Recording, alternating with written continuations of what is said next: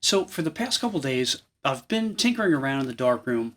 I kind of stumbled across like a neat technique that I wanted to share with you guys.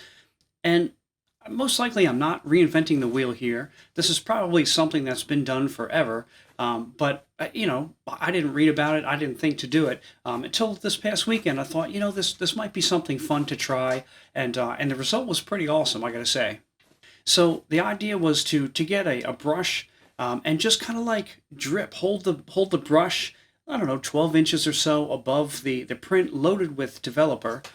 Put the print, I put it on like a stainless steel grate, kind of like I don't know, like a grate on top of where I held the developer in my developer tank. And then I basically just loaded up the brush, held it over, and just kind of like dropped it in there. And I don't know, just watched it appear, and with the splatters and the splashes, it really kind of, it turned into like what would be a Photoshoppy mask almost. But I was really happy with the result. Now, that's not to say there was tons of duds. Okay, I did, trying this out. There was plenty of duds, but I did come away, I think, with a couple winners. So I'll show you guys those here, and I don't know, you be the judge.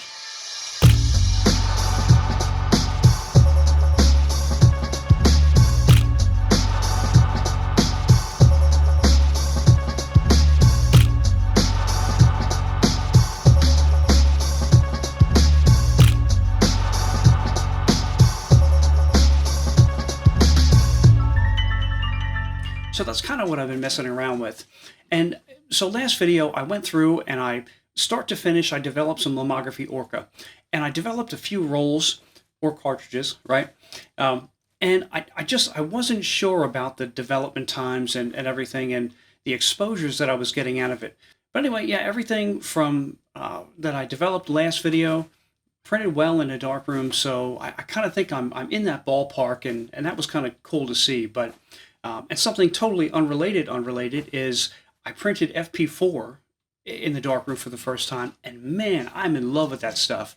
I hadn't shot it. I've shot plenty of other Ilford films, but I never shot FP4, and it's like baked in contrast. It's like contrast without even I love it. It's just great. So I'm definitely going to be shooting more FP4. Yeah, so I guess that's what I've been up to. Just real quick video, wanted to pop on and show you this technique. I guarantee somebody somewhere's done it. It's probably posted all over the place, and I just hadn't seen it. But it's news to me, so I just wanted to share it with you guys and show you the cool stuff. So anyway, that's it.